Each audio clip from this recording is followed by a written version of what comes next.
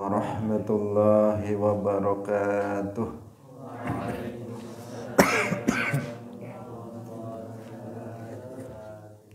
Alhamdulillahi rabbil alamin. Lahun ni'matu wa lahul fadlu wa lahul thana'ul hasan. Wassalawatullahil barrir rahim wal malaikatil muqarrabin ala sayyidina wa maulana Muhammadin wa ala alihi wa ashabihi tayyibin tahirin. Allahumma la sahla illa ma ja'altahu sahla wa anta taj'alul hazna idza syi'ta sahla. Allahumma arzuqna al-ikhlasa fil niyyati wal qawli wal amal wa ba'du. Ila Nabiyil Mustafa sallallahu alaihi wasallam wa ikhwanihi minal anbiya'i wal mursalin wa syuhada'i was salihin, khususan ila sultanil awliya Syekh Abdul Qadir Al-Jilani wa Syekh Ahmad Ar-Rifai wa Syekh Bahaidin Naqsyabandi wa Syekhina Abdullah Al-Harari wa ila arwahi jami'i ahli al-qubur minal muslimin wal muslimat. Al-Fatihah. A'udzu billahi minasy syaithanir rajim. Bismillahirrahmanirrahim. Alhamdulillahi rabbil alamin. Ar-Rahmanir Rahim. Maliki yaumiddin. Iyyaka na'budu wa iyyaka nasta'in. Ihdinas siratal mustaqim.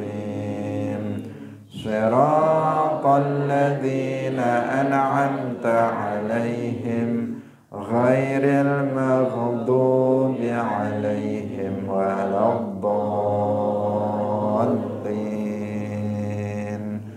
Amin. Hadirin hadirat kaum muslimin muslimat, pemirsa Madu TV rahimakumullah. Alhamdulillah, kita bersyukur kepada Allah Subhanahu wa taala pada pagi hari ini. Allah Subhanahu wa taala masih melimpahkan nikmat-nikmatnya kepada kita semuanya, nikmat yang tidak terhitung jumlahnya. Semoga Allah Subhanahu wa taala memberikan taufik kepada kita untuk bisa mensyukurinya, yaitu dengan tidak menggunakan nikmat-nikmat tersebut dalam bermaksiat kepada Allah. Salawat dan salam semoga tetap terlimpahkan kepada Nabi Agung Nabi Muhammad sallallahu alaihi wasallam, para sahabatnya, keluarganya, serta seluruh umat Islam yang mengikuti beliau ila yaumil qiyamah. Kita ikhlaskan niat kita masing-masing, kita ngaji lillahi ta'ala.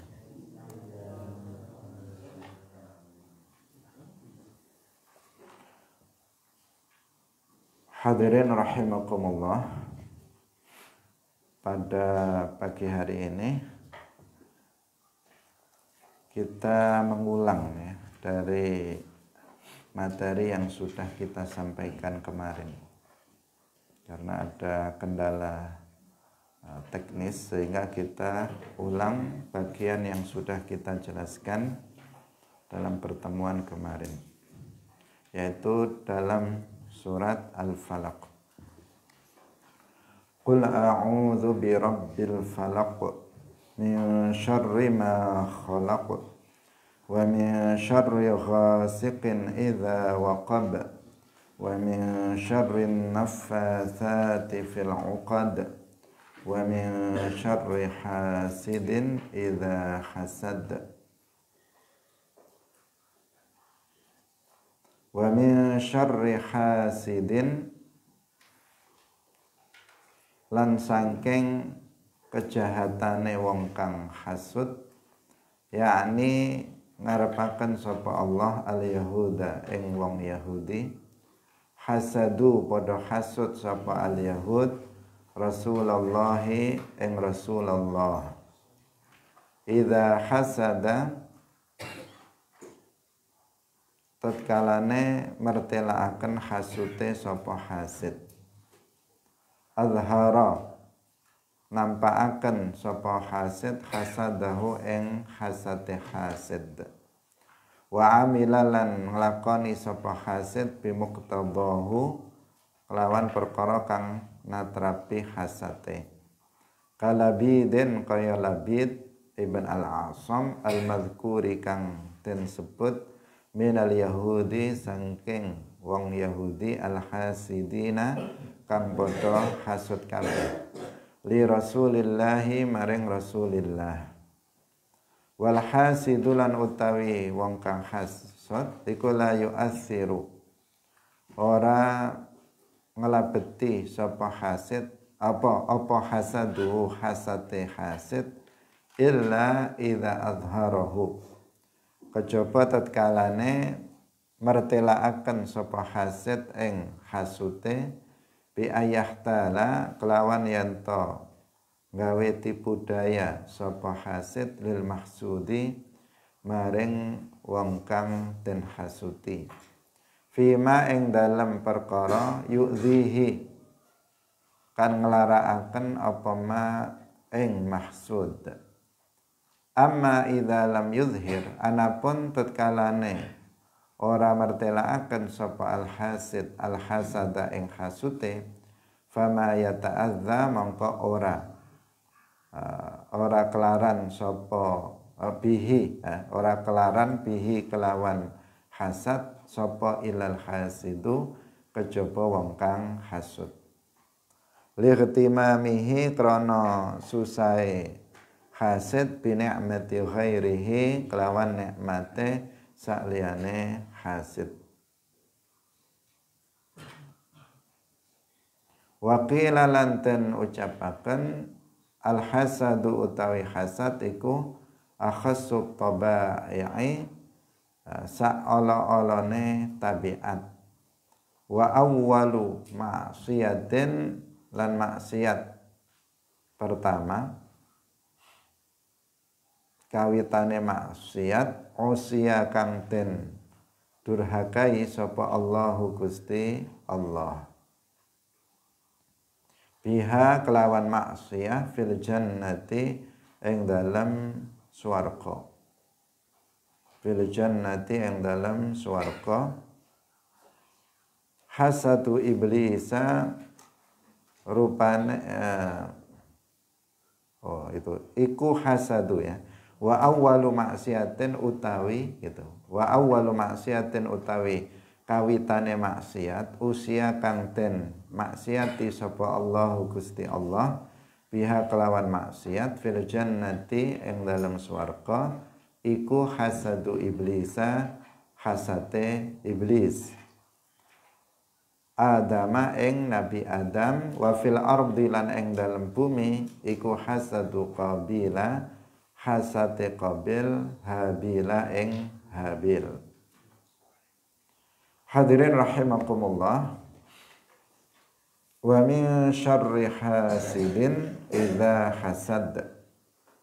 Lanjutan dari ayat sebelumnya yaitu perintah Allah Subhanahu wa taala untuk berta'awud, untuk meminta perlindungan kepada Allah Subhanahu wa taala dari beberapa hal, di antaranya yang terakhir adalah agar kita meminta perlindungan kepada Allah dari kejahatan orang yang hasud ketika orang yang hasud itu memperlihatkan kehasutannya kepada orang yang dihasuti.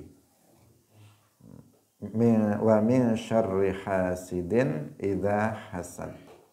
Kita tahu bahwa hasad itu artinya membenci kenikmatan yang dianugerahkan oleh Allah Subhanahu wa taala kepada orang lain.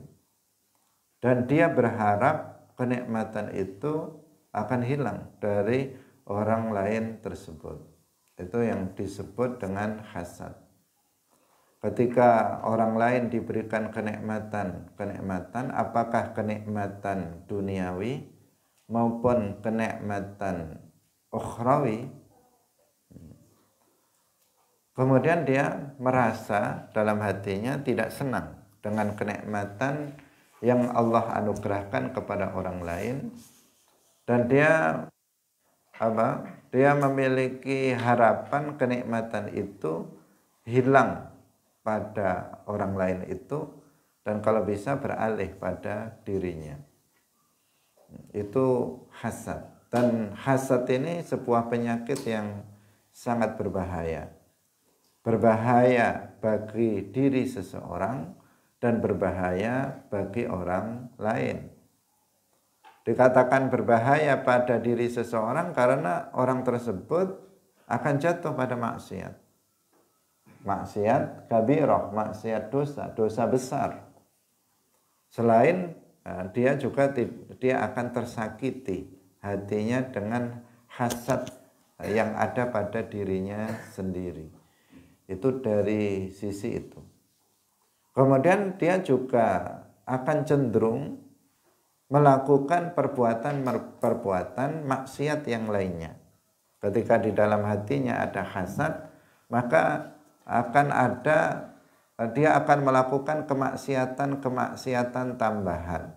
Maksiatnya sudah maksiat, hasadnya itu sudah maksiat, kemudian dia akan melakukan kemaksiatan lainnya. Kemaksiatan lisan, kemaksiatan tangan, kemaksiatan mata, kemaksiatan badan, kemaksiatan kaki, dan seterusnya. Itu semuanya juga akan turut dia lakukan karena hasad yang ada di dalam hati seseorang. Tetapi hasad ini, kenapa di dalam ayat ini dikatakan idza hasad?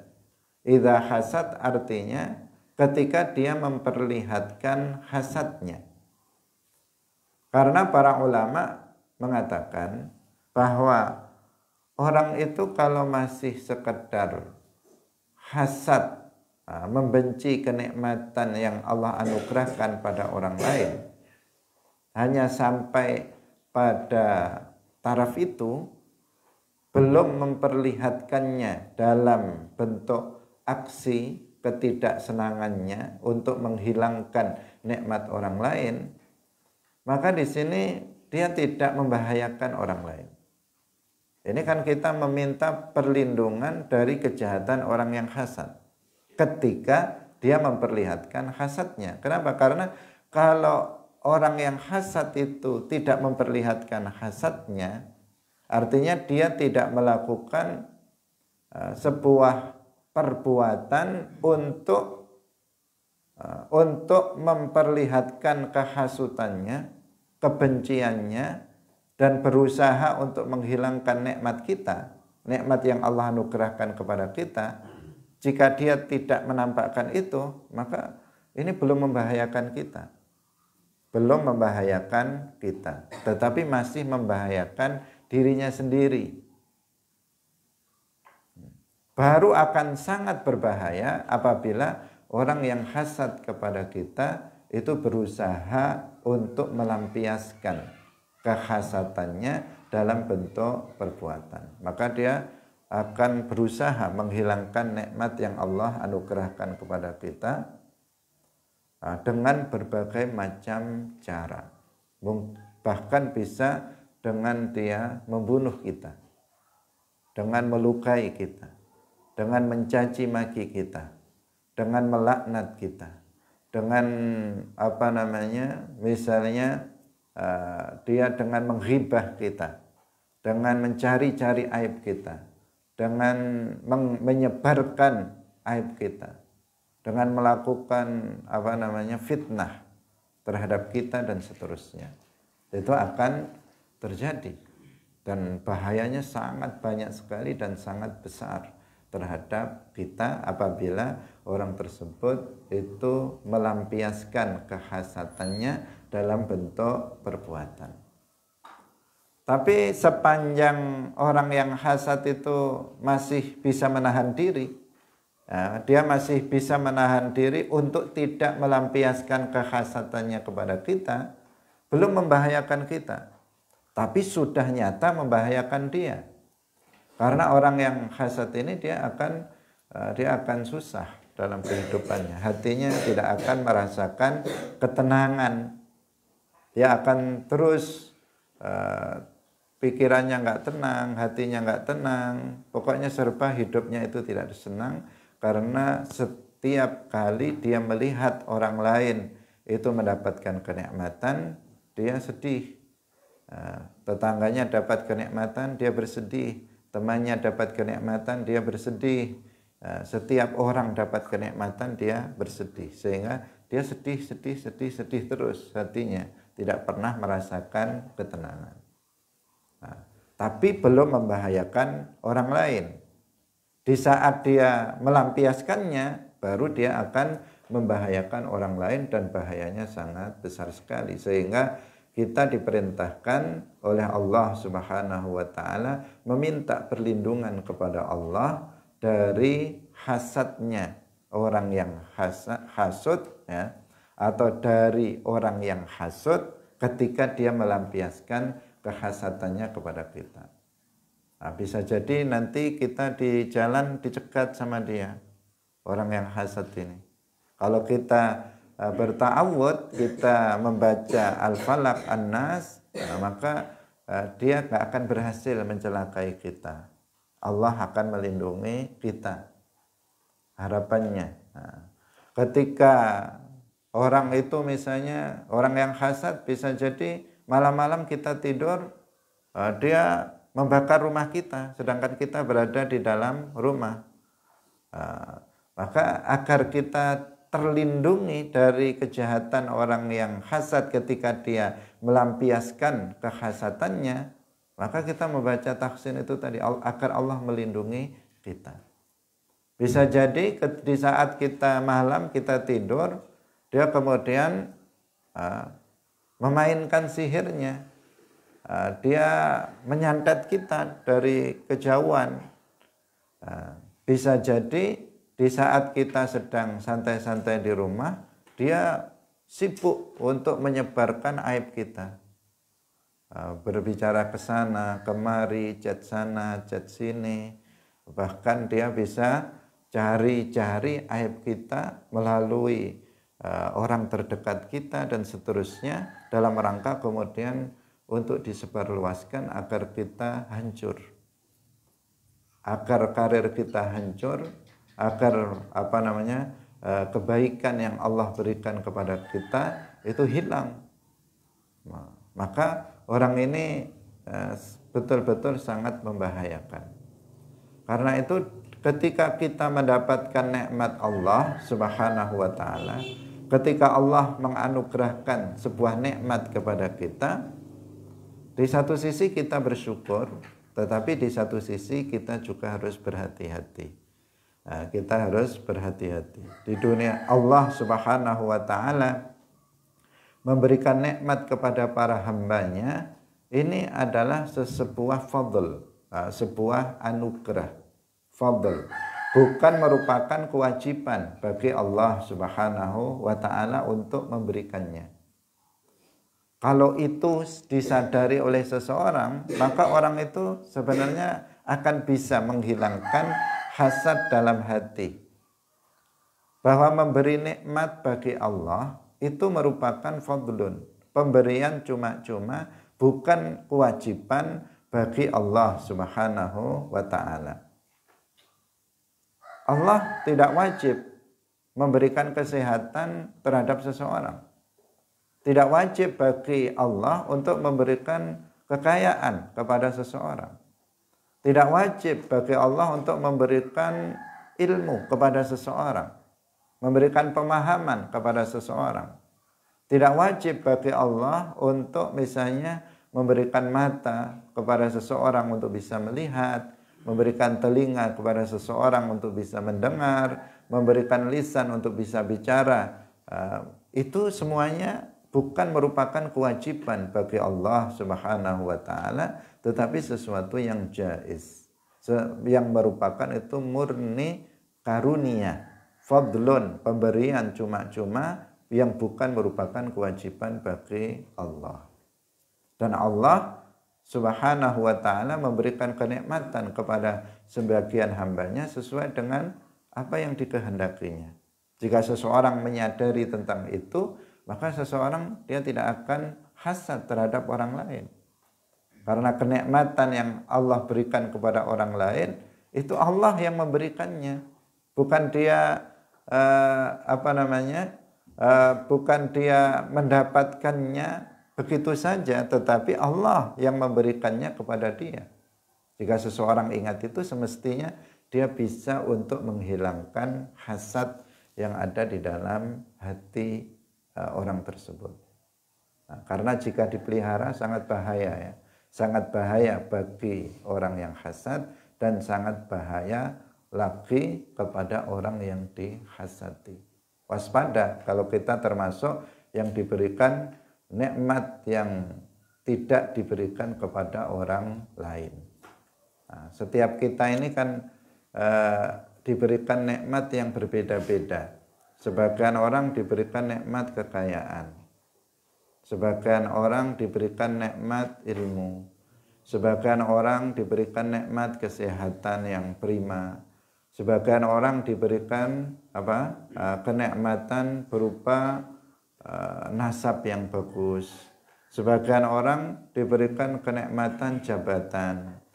Sebagian orang diberikan kenikmatan berupa kedudukan sosial yang tinggi dan seterusnya. Berbeda-beda kenikmatan yang Allah anugerahkan kepada seseorang.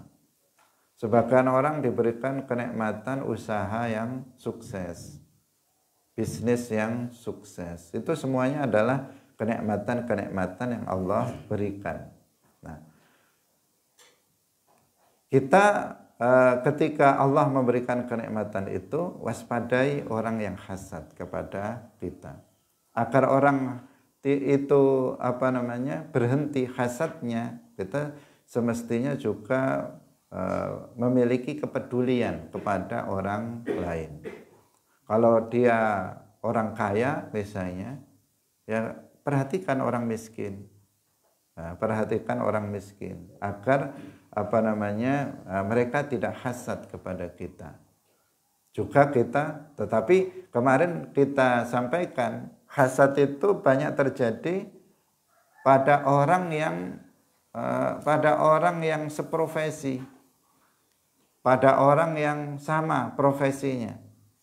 Ada pedagang biasanya hasad kepada pedagang yang lain. Seorang pengusaha biasanya hasadnya kepada pengusaha yang lain.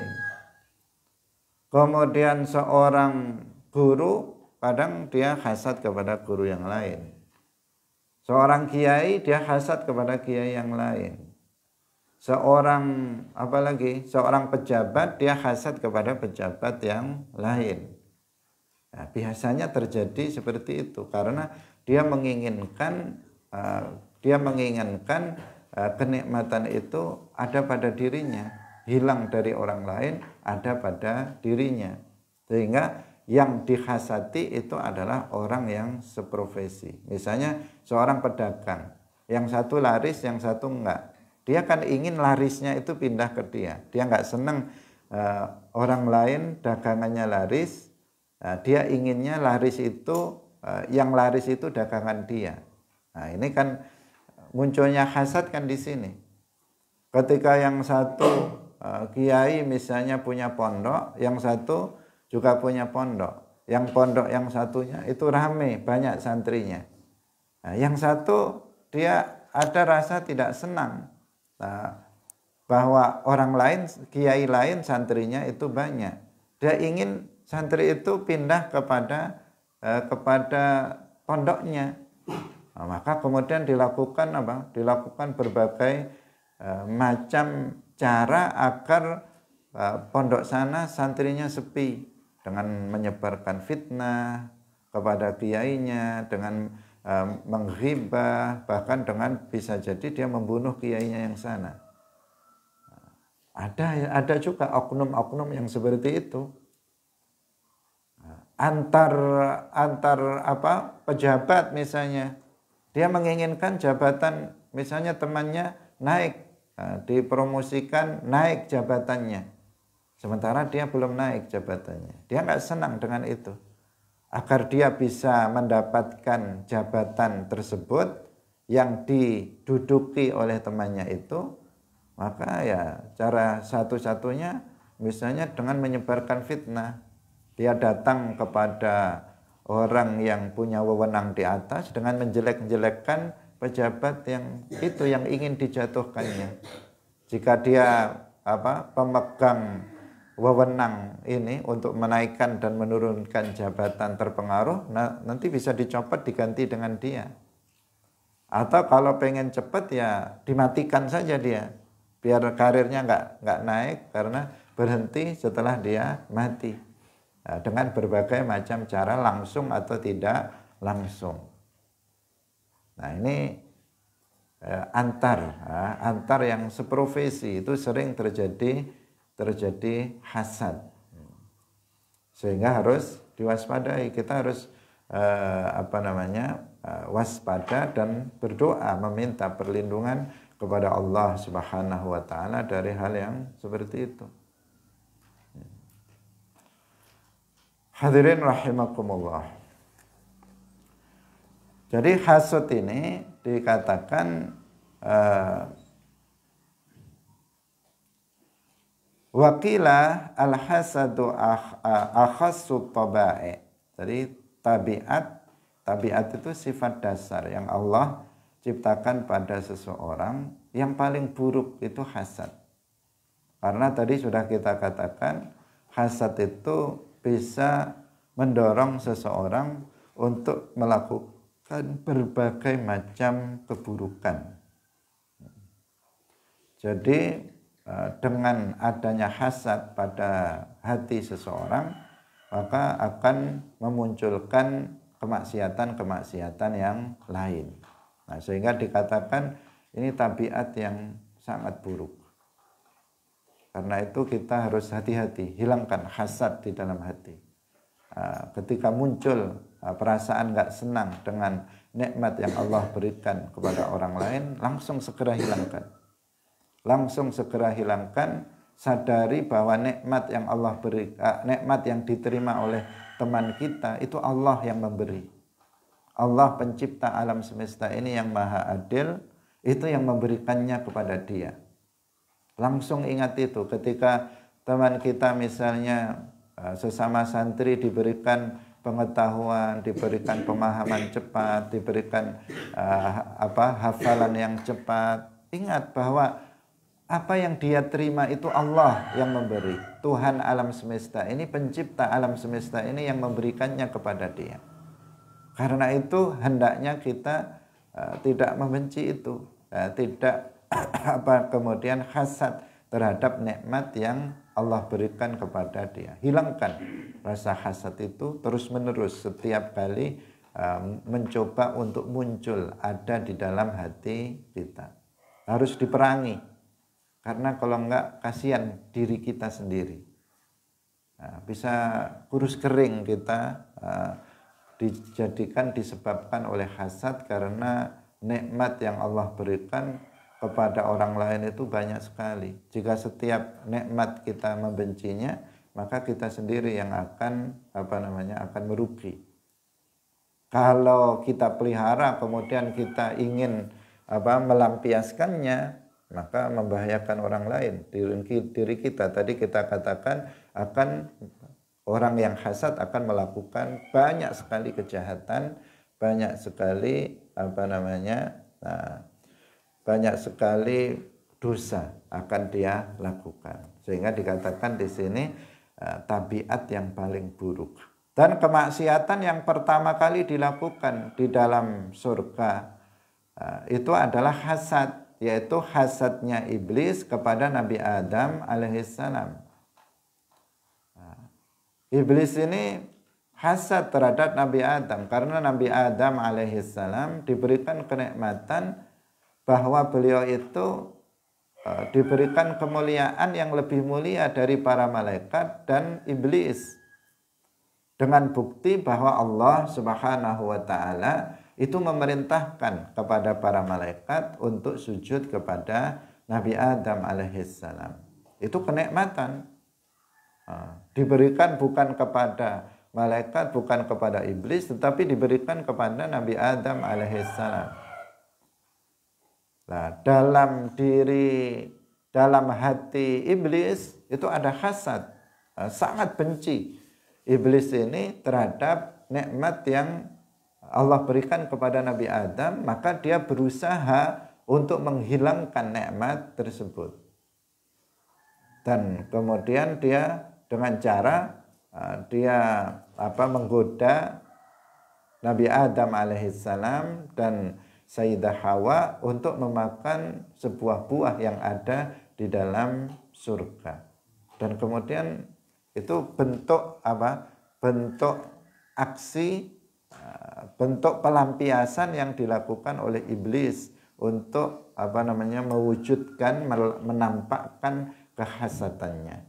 Dan dia berhasil untuk kemudian menjadikan Nabi Adam alaihissalam dan istrinya memakan buah yang dilarang untuk dimakan di dalam surga, yang kemudian dengan sebab itu beliau berdua itu diturunkan ke bumi dan hidup di bumi. Hadirin yang dirahmati oleh Allah Subhanahu wa taala. Sampai di situ hasadnya iblis terhadap Nabi Adam alaihissalam. Itu di dalam surga. Di bumi hasad yang pertama kali itu adalah hasadnya Qabil terhadap Habil. Ini saudara. Tetapi Habil diberikan kenikmatan-kenikmatan oleh Allah Subhanahu wa taala. Tapi Qabil itu benci dengan kenikmatan yang Allah berikan kepada Habil, sehingga Qabil ini melampiaskan kehasadannya dengan membunuh Habil.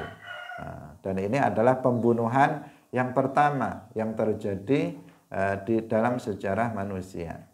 Sehingga para ulama mengatakan setiap kali ada pembunuhan di dunia ini, Qabil pembunuhan kepada seorang muslim tanpa hak, maka Qabil ini mendapatkan tambahan dosanya. Berdasarkan hadis, man sanna sunnatan sayyi'atan fa'alaihi wizruha wa wizru man amila biha ba'dahu min ghairi ayyanqusa min awzarihim syai'. Barang siapa yang merintis suatu perbuatan yang buruk, sebelumnya nggak pernah ada yang melakukannya, dia yang pertama kali melakukannya, maka dia mendapatkan dosanya dan dosa orang yang melakukannya setelah dia, tanpa sedikit pun dosanya itu berkurang. Artinya dosa dia tetap, orang yang melakukan dosa setelahnya itu tetap, dan dia itu mendapatkan yang merintis keburukan tadi itu tetap dia akan mendapatkan tambahan dosa. Ada orang membunuh lagi, dia dapat tambahan dosa, dan begitu seterusnya, sehingga semakin berat bagi dia konsekuensi azabnya nanti di akhirat.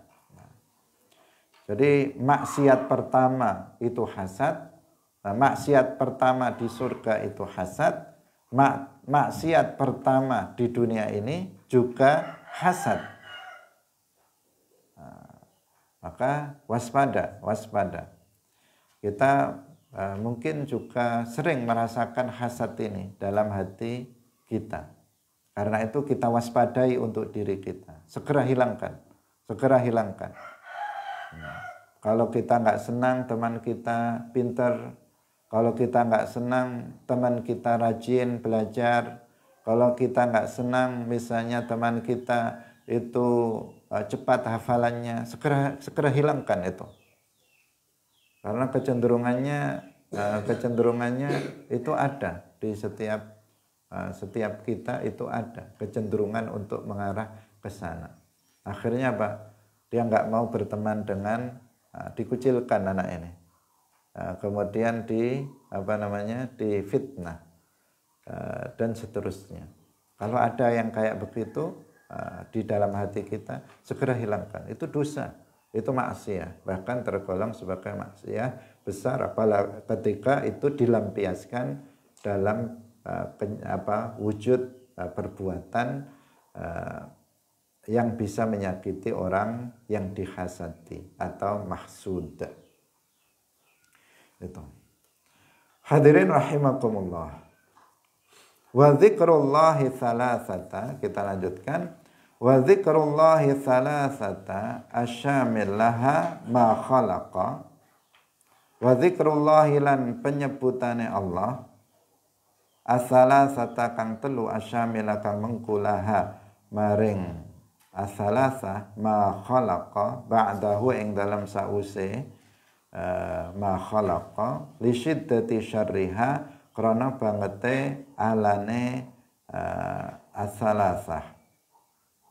Jadi dalam surah Al-Falaq itu kan diawali ta'awudnya dengan apa? Min syarri ma khalaq. Min syarri ma khalaq, aku berlindung dari keburukan sesuatu yang telah Allah ciptakan. Artinya berlindung dari segala bentuk kejahatan apapun, segala bentuk keburukan apapun. Apakah keburukan setan, keburukan jin, keburukan manusia, kejahatan binatang, kejahatan apapun, itu semuanya sudah masuk di situ. Karena di sini kan ma khalaq artinya kejahatan dari makhluk Allah. Dan makhluk Allah itu bukan hanya manusia, juga jin, juga berbagai macam binatang dan sebagainya. Sehingga sebenarnya ketika disebut min syarri ma khalaq itu sudah mencakup meminta perlindungan dari segala macam keburukan dan kejahatan. Tapi kemudian disebutkan 3 jenis kejahatan dalam ayat berikutnya, yaitu yang pertama wa min syarri ghasiqin idza waqab, yang kedua wa min syarrin naffatsati fil 'uqad, yang ketiga wa min syarri hasidin idza hasad. 3 hal ini sebenarnya bagian sudah tercakup dalam firman Allah agar kita berta'awud darinya, yaitu min syarri ma khalaq. Lalu kenapa disebut 3 ini? Di sini pengarang kitab ini mengatakan li syiddati syarriha, karena sangat buruknya, sangat jahatnya yang 3 ini. Sangat berbahayanya yang 3 ini, sehingga disebut secara khusus, yaitu ketika malam menjadi gelap, banyak sekali kejahatan yang mengancam kita di waktu malam. Kemudian dari para nenek-nenek sihir yang bisa melakukan kejahatan terhadap kita dari secara sembunyi-sembunyi, menyakiti kita. Kemudian yang ketiga yaitu dari bahaya orang yang hasad ketika melampiaskan kehasadannya. Wa qara'a ba'dul mu'tazilati, wa qara'a lan wasmaca sapa ba'dul mu'tazilati, sebagiane wong mu'tazilah alqailina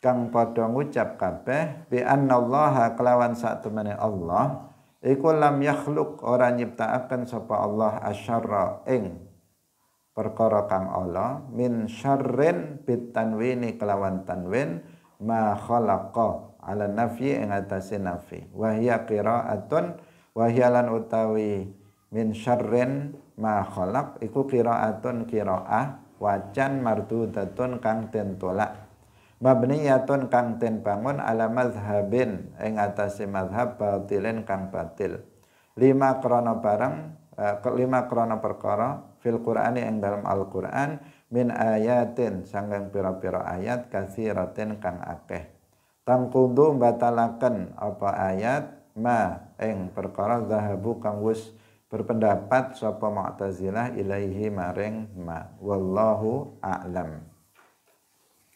Hadirin rahimakumullah, sebagian orang Mu'tazilah ini yang di awal sudah kita jelaskan pada penafsiran min syarri ma khalaq. Tetapi di sini ada tambahan dari penjelasan terkait dengan keyakinan kelompok Mu'tazilah.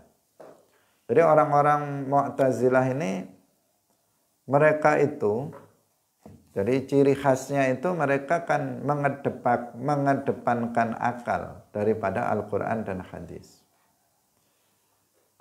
Sehingga ketika menurut mereka ada ayat-ayat Al-Quran itu yang bertentangan dengan logika mereka, dengan akal mereka, maka mereka berusaha untuk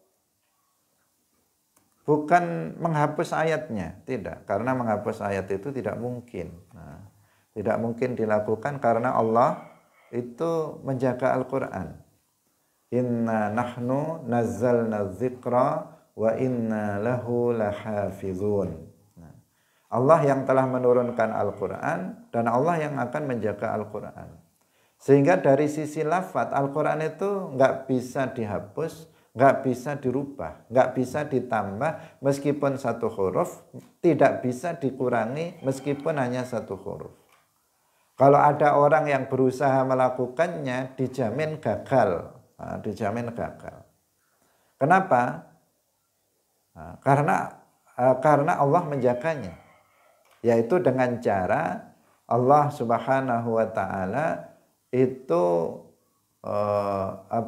menjadikan Al-Qur'an itu mudah dihafal oleh umat Islam. Sehingga yang hafal Al-Qur'an itu ribuan, jutaan orang Islam itu hafal Al-Qur'an. Anak kecil umur 7 tahun itu bisa menghafal Al-Qur'an. Umur 10 tahun bisa menghafalkan Al-Qur'an. Orang sudah tua menghafal Al-Quran juga bisa. Padahal dia sudah tua secara umum, kalau sudah tua itu kan sudah sulit untuk menghafal. Tapi kalau dia mau untuk menghafalkan Al-Quran, itu bisa. Kita kalau mau menghafal Al-Quran, itu belum terlambat. Bisa kita untuk menghafal Al-Quran. Itu Al-Quran. Jadi bisa dihafal oleh umat Islam, sekian banyak umat Islam. Kalau ada orang itu menghilangkan satu ayat saja itu ketahuan, menambah saja ketahuan, mengurangi ketahuan, merubah juga akan ketahuan. Sehingga kelompok-kelompok menyimpang seperti Mu'tazilah, kemudian juga Wahabiyah, itu mereka tidak menghapus ayat Al-Quran, tetapi mereka berusaha memaknainya dengan makna versi mereka. Itu yang mereka lakukan. Mereka berusaha untuk menafsirkannya dengan tafsir ala mereka. Mereka berusaha untuk mentakwilkannya sesuai dengan pemahaman mereka. Itu yang dilakukan. Contohnya Mu'tazilah ini. Kalau misalnya ada ayat-ayat Al-Quran nggak sesuai dengan apa yang diyakininya, maka ayat itu kemudian maknanya dirubah. Seperti dalam masalah ini. Min syarri ma khalaq, sama Mu'tazilah itu dirubah ma-nya itu menjadi manafi. Manafi dengan mentanwin syarrin. Min syarrin, dia membacanya min syarrin ma khalaq, dari keburukan yang tidak Allah ciptakan. Menjadi tidak Allah ciptakan, ma khalaqa itu di ma-nya ma nafi, dia mengatakan dari keburukan yang tidak Allah ciptakan. Jadi maknanya terbalik, menjadi terbalik bahwa keburukan itu bukan Allah yang menciptakannya. Nah, hadirin rahimakumullah, penafsiran yang kayak begini, ya, penafsiran yang kayak begini itu penafsiran yang dipaksakan. Karena mengikuti selera tadi, mengikuti hawa nafsu tadi. Pentakwilan dan penafsiran yang tidak berdalil, baik dari Al-Quran maupun dari dalil-dalil logika yang benar. Karena manusia itu tidak menciptakan, itu kan sesuatu hal yang sudah pasti, ya, sesuatu hal yang sudah pasti. Bahwa pencipta itu hanya Allah Subhanahu wa ta'ala, itu berdasarkan dalil nakli dan akli, itu sudah sabit, tidak bisa terbantahkan. Kita ini nggak menciptakan apa-apa. Misalnya, apakah menciptakannya itu bapak dan ibunya? Gimana mau menciptakan? Nggak pernah orang tua itu merasa menciptakan. Orang tua, mereka melakukan hubungan suami istri gitu saja, nggak pernah dia bentuk-bentuk ini, ngasih hidung, ngasih ke tangan, ngasih kaki dan sebagainya. Nggak, kemudian meniupkan ruh ke dalamnya, nggak ada sama sekali. Allah yang Subhanahu wa ta'ala yang menciptakannya. Kalau bapak ibunya yang menciptakannya, pasti dia akan buat anak yang tampan, putih misalnya, yang tinggi, yang pokoknya tanpa aib lah. Nah, kan seperti itu. Kalau kedua orang tuanya itu yang menciptakannya, tapi nyatanya kan enggak. Orang tuanya yang terima saja, yang lahir ya mirip sama ibunya, yang enggak begitu cantik misalnya, atau yang jelek, atau mirip bapaknya, atau kadang enggak mirip bapaknya, enggak mirip ibunya. Nah, ini kan apa? Menunjukkan ya bukan bapak ibunya yang menciptakan manusia itu. Itu kan dari situ saja kita sudah sebenarnya harus sudah menerima bahwa manusia itu tidak menciptakan. Manusia itu tidak menciptakan apa-apa sama sekali. Kalau misalnya kita ada kertas, kemudian kertas itu kita sobek misalnya. Nah, kita sobek. Seperti ini misalnya, kita contohkan, kita sobek. Kalau kita yang menciptakan perbuatan menyobek, pasti kita bisa menyambungkannya kembali. Tapi nyatanya kan enggak. Berarti bukan saya ini yang menciptakan. Allah yang menciptakannya pada diri saya perbuatan ini.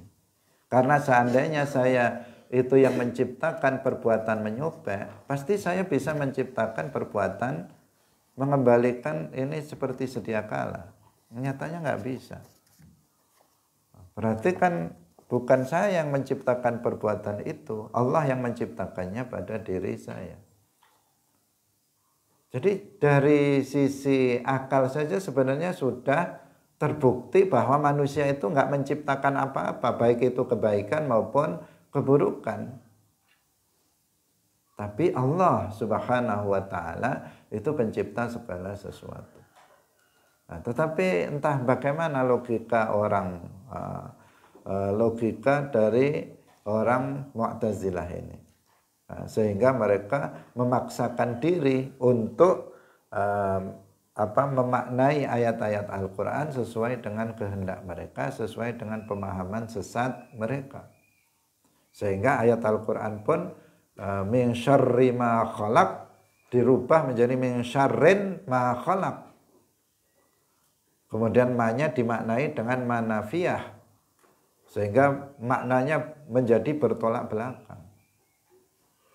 Dia mungkin kalau ayat ini berdiri sendiri, mungkin orang masih akan bisa menerimanya. Tetapi kalau kita kemudian membaca ayat-ayat yang lainnya, maka kita akan jadi, kok bertentangan dengan ayat yang lainnya. Dalam ayat yang lainnya yang sering kita bacakan, Allah berfirman, wa khalaqa kulla syai', dan Allah yang telah menciptakan segala sesuatu. Allah berfirman, hal min khaliqin ghairullah, qulillahu khaliqu kulli syai', wallahu khalaqakum wa ma ta'malun.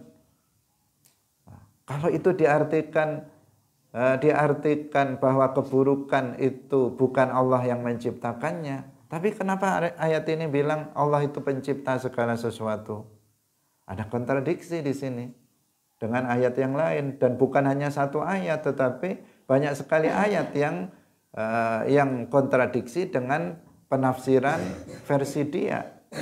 Sedangkan kita mengetahui bahwa Al-Qur'an itu apa? Ya ta'adad wala yatanaqad. Ayat-ayat Al-Qur'an itu saling menguatkan ya satu dengan yang lain, bahkan yufassiru ba'duha ba'dhan.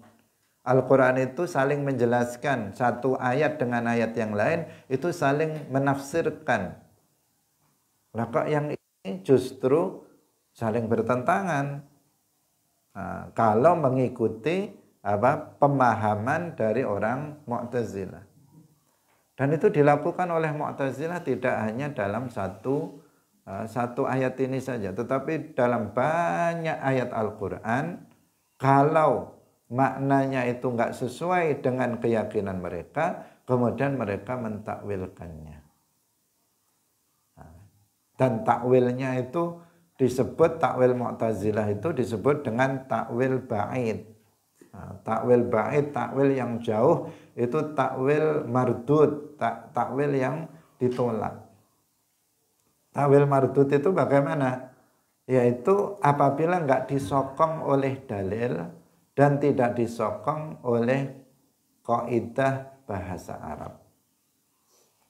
Bahasa Arab, bahasa diturunkannya Al-Qur'an itu enggak mendukung, dalil Al-Qur'an, hadis, akal juga tidak mendukung, maka takwilnya berarti takwil ba'id atau takwil yang mardud, yang ditolak. Enggak semua takwil itu ditolak. Ahlus Sunnah wal Jamaah itu juga mentakwil sebagian ayat, yaitu ayat-ayat mutasyabihat yang zahirnya, makna zahirnya itu kontradiksi dengan ayat muhkamat, maka kita mentakwilkannya. Nah, orang Mu'tazilah juga mereka mentakwil, maka bahkan mereka lebih sering mentakwil ayat-ayat Al-Qur'an. Bedanya apa takwil Ahlus Sunnah dengan takwil Mu'tazilah? Kalau takwil Ahlus Sunnah itu didukung oleh bahasa dan juga berdasarkan dalil. Sedangkan takwilnya Mu'tazilah itu sering enggak didukung oleh kaidah bahasa, dan yang pasti itu tidak didukung oleh dalil akli maupun dalil naqli. Kenapa kita mentakwilkan ayat Ar-Rahmanu 'alal 'arsy istawa? Kita takwilkan dengan berbagai takwilan. Kenapa? Karena makna zahirnya itu bertentangan dengan ayat-ayat yang lain, ayat muhkamat. Itu karena ada dalilnya apa? Laisa kamitslihi syai', yang menegaskan Allah itu enggak serupa dengan makhluk.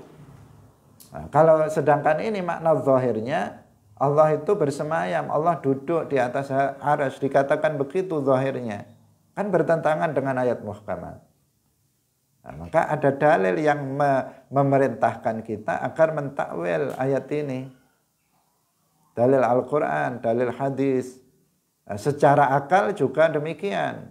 Nah, secara akal anna yushbihul khaliq makhluqahu. Dan bahasa mendukung, karena dalam bahasa Arab istawa itu memiliki makna sampai 15 makna. Dan bukan hanya istawa itu bukan hanya maknanya duduk atau bersemayam, tetapi juga bisa berarti hafidha, bisa berarti abqa, bisa berarti qahara, bisa berarti istaula dan sebagainya. Didukung oleh bahasa dan ada dalil, itulah takwil kita takwil Ahlus Sunnah wal Jamaah. Nah, sementara takwil mereka itu tanpa dalil, takwil Mu'tazilah. Kalau orang Wahabi kadang menuduh kita ini Mu'tazilah karena kita mentakwil. Nah, mereka nggak tahu bedanya takwil kita dengan takwil Mu'tazilah, beda jauh. Kita mentakwil, mereka memang itu tidak ada dalil. Nah, itu orang Wahabi, bagian dari Mu'tazilah. Di satu sisi kadang mereka nuduh kita Jabriyah juga. Nah, ini aneh, sesuatu hal yang karena ketidakpahaman mereka terhadap akidah Asy'ariyah Maturidiyah Ahlus Sunnah wal Jamaah. Hadirin rahimakumullah, sampai di sini pengajian kita pada pagi hari ini. Semoga bermanfaat. Barakallahu fikum, wallahul muwaffiq ila aqwamit thoriq. Wassalamualaikum warahmatullahi wabarakatuh. La ilaha illallah. Allahumma salli ala sayyidina Muhammad wa ala alihi wa sahbihi wa sallim. Rabbi ghfirli wa liwalidayya wa lil mu'minina wal mu'minat.